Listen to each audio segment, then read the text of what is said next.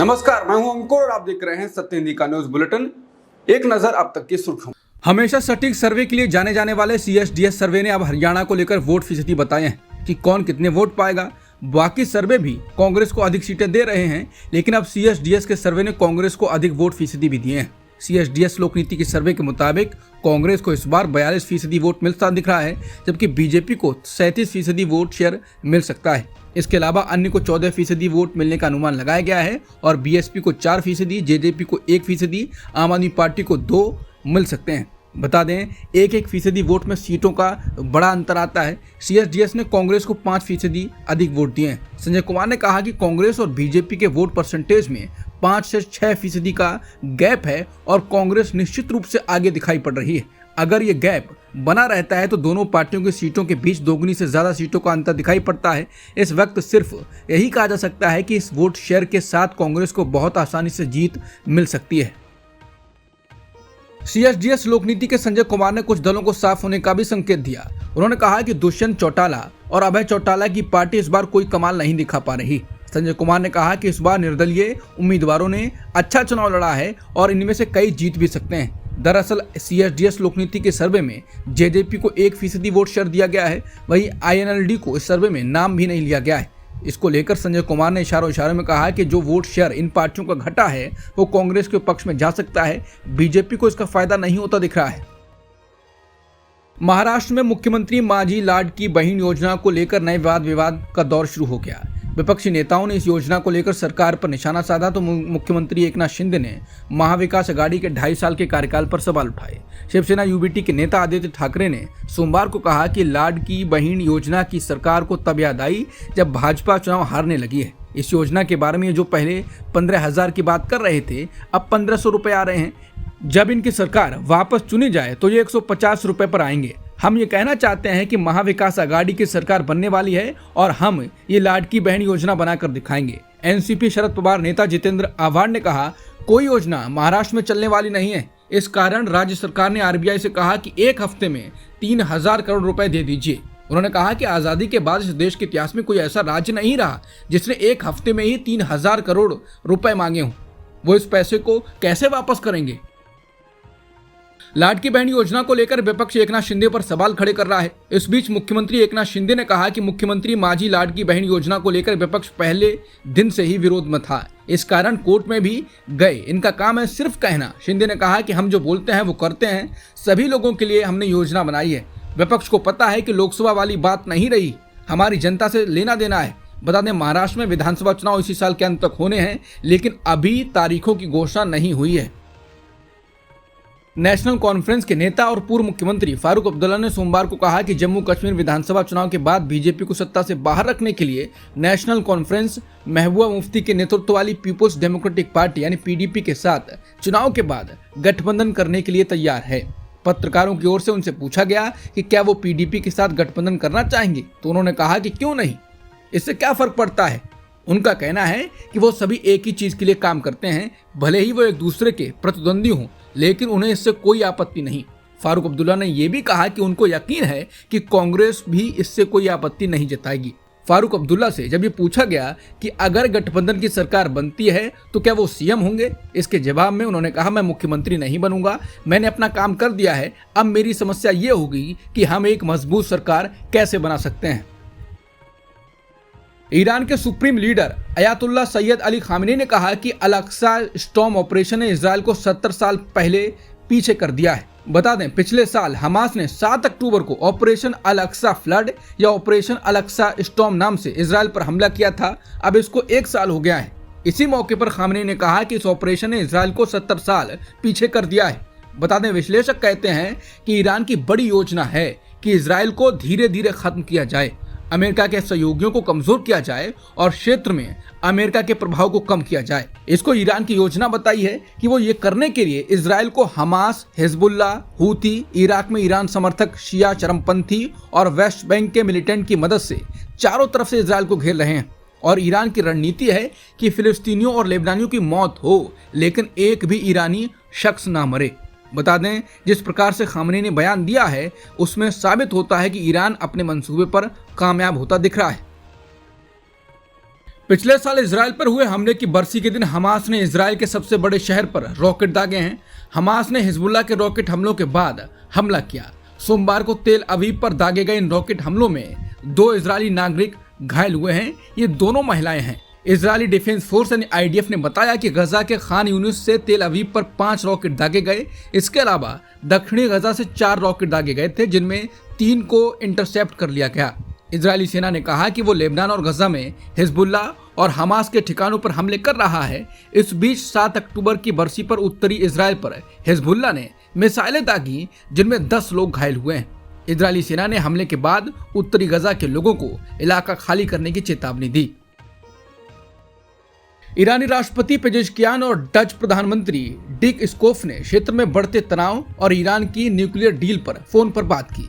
इस दौरान ईरान के राष्ट्रपति ने गजा और लेबनान में इजराइल के नरसंहार और पश्चिमी देशों के रुख का उल्लेख किया। पेजेशकियान ने कहा कि मुझे ईरान का राष्ट्रपति घरेलू एकता और वैश्विक मित्रता के लिए चुना गया था। हालांकि मेरे पहले आधिकारिक दिन पर ही इजराइल ने गजा में अपनी विफलताओं से ध्यान हटाने और क्षेत्रीय तनाव को बढ़ाने के लिए तेहरान में हमारे मेहमान की हत्या कर दी। पेजेशकियान ने कहा कि इन आतंकवादी कार्रवाइयों की निंदा करने के बजाय अमेरिका के नेतृत्व में पश्चिमी देश हमसे संयम बरतने का आग्रह करते रहे। इस बातचीत में डच PM ने कहा कि हमारा दृढ़ विश्वास है कि पूर्वी एशिया और तनाव नहीं झेल सकता और हमने सभी पक्षों से बढ़ते संघर्षों से बचने का आह्वान किया है। इस दौरान उन्होंने जोर दिया कि नीदरलैंड ने इजराइल से गजा में तुरंत युद्ध विराम के लिए सहमत होने का आग्रह किया और लेबनान में युद्ध विराम के लिए अमेरिकी पहल का समर्थन किया। डच PM ने ईरान की न्यूक्लियर डील के तहत अपने न्यूक्लियर दायित्वों को फिर से शुरू करने की ईरान की इच्छा पर अपनी संतुष्टि जाहिर की। बता दें, न्यूक्लियर डील को लेकर ईरान ने वेस्टर्न सैंक्शंस को खत्म करने के बदले में अपनी न्यूक्लियर गतिविधियों पर पर्याप्त रोक और निगरानी करने की प्रतिबद्धता जताई है। हिजबुल्लाह लगातार इजराइल पर हमले कर रहा है। इजराइल का एयर डिफेंस सिस्टम भी फेल हो गया। अब दावा किया जा रहा है कि हिजबुल्लाह ने इजरायली सैनिकों को काफी नुकसान पहुंचाया है। हिजबुल्लाह फील्ड कमांडर ने दक्षिणी लेबनानी बॉर्डर पर इजरायली फोर्सेस के बीच भारी हताहत होने की खबर दी। कमांडर ने कहा कि हाल के दिनों में जब से इजरायली सेना ने दक्षिणी लेबनान में अपने जमीनी अभियान की घोषणा की है, हमने दुश्मन के 25 से अधिक अधिकारियों और सैनिकों को मार डाला है, जबकि 130 से अधिक घायल हो गए हैं। दुश्मन ने इनमें से कुछ आंकड़ों को स्वीकार कर लिया है, लेकिन आने वाले दिनों में पता चल जाएगा कि उन्होंने अपनी जनता से क्या छुपाया है। अब एक खबर चर्चा में है, वो ये है कि तुर्की के विदेश मंत्री हकन फिदान ने लेबनान के प्रधानमंत्री से फोन पर बात की है। उन्होंने लेबनान के PM से कहा कि तुर्की लेबनान की मदद करने के लिए तैयार है। इसके बाद लोग पूछ रहे हैं कि क्या तुर्की भी इजराइल के खिलाफ मोर्चा खोलने उतरने वाला है। तुर्की के विदेश मंत्री ने इसके साथ ही कहा कि तुर्की लेबनान को जरूरी मानवीय मदद देने के लिए तैयार है। इस दौरान दोनों नेताओं ने मौजूदा हालात पर चर्चा की। फिदान ने यह भी कहा कि लेबनान पर इजराइल के हमलों का वैश्विक स्तर पर नकारात्मक असर होगा। फिदान ने जोर देकर कहा कि ये हमले जल्द से जल्द समाप्त होने चाहिए और इजरायली सैनिकों को लेबनानी क्षेत्र से वापस जाना चाहिए। लेबनान के ईरान समर्थित हिजबुल्लाह समूह ने सोमवार यानी आज तड़के कहा कि उसने उत्तरी शहर हाइफा के पास एक इजरायली सैन्य अड्डे को निशाना बनाया है। ये 24 घंटे में क्षेत्र में सैन्य स्थिति पर तीसरा हमला है। हिजबुल्लाह लड़ाकों ने रॉकेट से हमला किया। रामम अस्पताल का कहना है कि हाइफा में रॉकेट हमले में 10 लोग घायल हो गए। रविवार देर रात समूह ने एक बयान में कहा कि इससे पहले हाइफा के दक्षिण में एक अन्य बेस पर 2 हमलों की सूचना दी गई थी। वहीं इजराइल की सेना ने कहा कि हाइफा पर लेबनान से दागे गए रॉकेटों को रोकने में एयर डिफेंस सिस्टम फेल हो गया है। IDF ने कहा कि वो जांच कर रहा है क्योंकि ये लेबनान से हाइफा पर दागे गए 5 रॉकेटों को रोकने में विफल रहा। हिजबुल्लाह और हमास जैसे संगठन लगातार इजराइल पर हवाई हमले कर रहे हैं। इस बीच इजरायली सेना ने दावा किया है कि उत्तरी इजराइल में लगभग 20 रॉकेट लॉन्च किए गए हैं। हालांकि साथ में यह भी बताया गया है कि कोई हताहत नहीं हुआ है। एक घर क्षतिग्रस्त हो गया है और एक कार में आग लग गई। हमास का कहना है कि ऑपरेशन अल अक्सा स्टॉर्म, जो पिछले साल इजरायली शासन के बढ़ते अत्याचारों के जवाब में शुरू किया गया था, उसने इजराइल की कथित सैन्य श्रेष्ठता को तोड़ दिया है।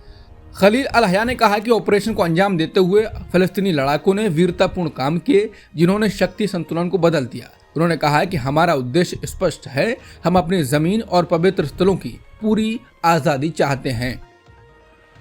इजराइल ने रविवार की देर रात लेबनान पर कई सारे हवाई हमले किए हैं। ये हमले लेबनान की राजधानी बेरूत के दक्षिणी हिस्से पर किए गए। इजरायली सेना ने कहा है कि उन्होंने हिजबुल्लाह के हथियार भंडारों को निशाना बनाया है। वहीं इजरायली अधिकारी ये जांच कर रहे हैं कि कैसे रविवार की रात हिजबुल्लाह के 5 रॉकेट इजरायल के एयर डिफेंस सिस्टम को भेजने में कामयाब रहे। रविवार की रात हिजबुल्लाह की 5 मिसाइलें इजरायल के हाइफा शहर में गिरी थी, जिसमें कुछ लोग घायल भी हुए। पीएम मोदी और मालदीव के राष्ट्रपति मोहम्मद मुइज्जू के बीच सोमवार को द्विपक्षीय वार्ता हुई। विदेश मंत्रालय के प्रवक्ता रणधीर जायसवाल ने सोशल मीडिया प्लेटफॉर्म एक्स पर बयान जारी कर बताया कि पीएम और मालदीव के राष्ट्रपति मोहम्मद मुइज्जू के बीच हुई मुलाकात में कई समझौते हुए हैं। इन समझौतों में भारत और मालदीव के बीच $40 करोड़ का करेंसी स्वैप समझौता हुआ। देश के राष्ट्रीय सुरक्षा यूनिवर्सिटी और मालदीव के national college of policing and law enforcement के बीच MOU हुआ। भ्रष्टाचार को रोकने के लिए CBI और मालदीव के एंटी करप्शन कमीशन के बीच MOU हुआ। खेल और युवा मामले में आपसी सहयोग को लेकर भारत और मालदीव के बीच MOU हुआ। पीएम मोदी ने मालदीव के राष्ट्रपति मोहम्मद मुइज्जू से मुलाकात की। उस मुलाकात के बाद उन्होंने एक जारी बयान में कहा कि भारत ने हमेशा से ही पड़ोसी होने का दायित्व निभाया है। पीएम मोदी ने जोर देकर बोला है कि भारत के मालदीव के साथ रिश्ते सदियों पुराने हैं, दोनों एक दूसरे के घनिष्ठ मित्र हैं। ये भी कहा गया है कि जो सहायता भारत अभी दे रहा है वो आगे भी जारी रहने वाली है। वायुसेना के पास फाइटर प्लेन की ताकत ऐतिहासिक रूप से कम हो गई है। हालत यह है कि भारत के फाइटर प्लेन की क्षमता साल 1965 से भी कम है। वही लोग इस पर मोदी सरकार को घेर रहे हैं। वो आश्चर्यचकित हैं कि वायुसेना की क्षमता 1965 से भी कम हो गई है, जबकि पीएम मोदी बातें लंबी लंबी करते हैं। लोग क्षमता कम होने के कारण बता रहे हैं कि राफेल लड़ाकू विमानों की खरीद प्रणाली में घपलेबाजी। लोगों का कहना है कि मोदी जी और उनका दल देशभक्ति के लंबे चौड़े दावे करते हैं, लेकिन उनका असली काम सिर्फ हर क्षेत्र में वसूली करने और मित्रों को उपकृत करने वाला मिलता है।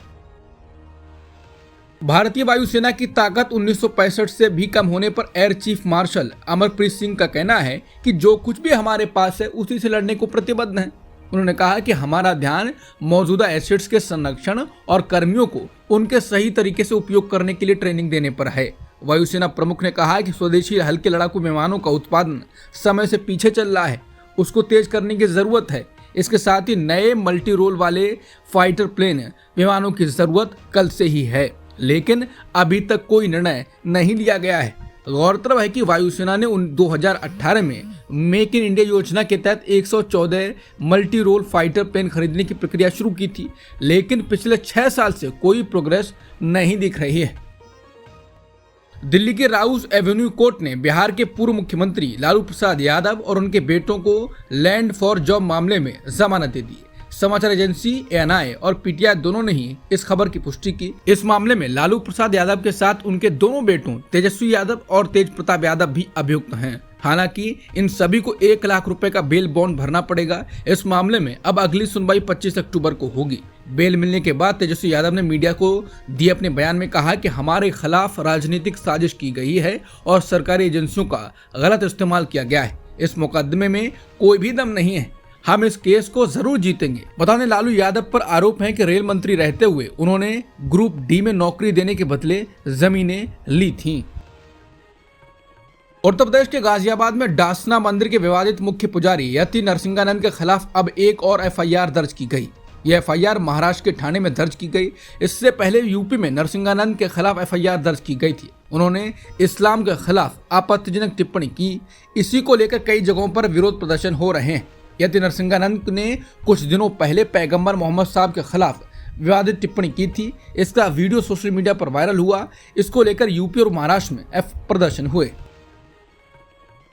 उत्तर प्रदेश के मुख्यमंत्री योगी आदित्यनाथ ने वरिष्ठ अधिकारियों के साथ बैठक की। इस बैठक में सीएम ने कहा कि किसी भी जाति, मत, संप्रदाय या मजहब से जुड़े हुए इष्ट देवी देवता, महापुरुषों अथवा साधु संतों के विरुद्ध अपमानजनक टिप्पणी अस्वीकार्य है।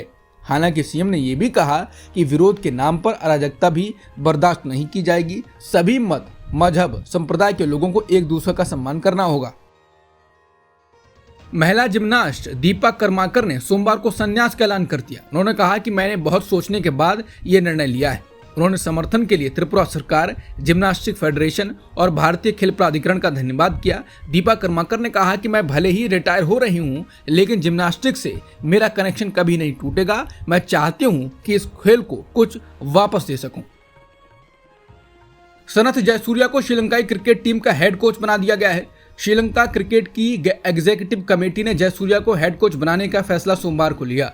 श्रीलंका क्रिकेट ने सोशल मीडिया प्लेटफॉर्म एक्स पर बयान जारी कर बताया कि सनथ जयसूर्या हेड कोच के पद पर 31 मार्च 2026 तक रहेंगे। श्रीलंका क्रिकेट ने बताया कि हाल ही में भारत, इंग्लैंड, न्यूजीलैंड में टीम के अच्छे प्रदर्शन को देखते हुए यह फैसला किया गया है। अब तक की सुर्खियों में इतना ही। बाकी खबरों के लिए बने रहिए सत्यहिंदी.com के साथ।